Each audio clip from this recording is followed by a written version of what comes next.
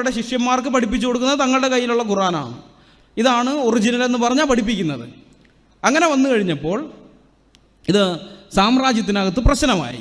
ഞങ്ങളുടെ കൈവശം ഇരിക്കുന്നതാണ് ഒറിജിനൽ, നിങ്ങളൊന്നും യഥാർത്ഥ ഖുർആൻ കൈവശം വയ്ക്കുന്നവരല്ല, നിങ്ങളൊന്നും മുസ്ലിങ്ങളല്ല എന്ന് മറ്റുള്ളവരെ ഓരോ ഗ്രൂപ്പുകാരെ അധിക്ഷേപിക്കാൻ തുടങ്ങി.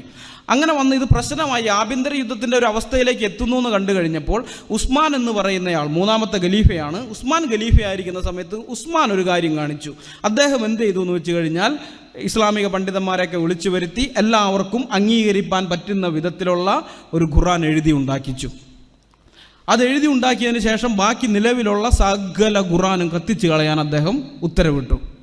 സകല ഖുർആൻ എന്ന് പറയുമ്പോൾ പുസ്തക രൂപത്തിലുള്ളത് മാത്രമല്ല, അത് ഈന്തപ്പനയോലയിൽ എഴുതിയ ഒരായത്താണെങ്കിൽ പോലും അത് കാണരുത്, അത് കത്തിച്ച് കളയണമെന്നാണ് അദ്ദേഹം ഉത്തരവിട്ടത്.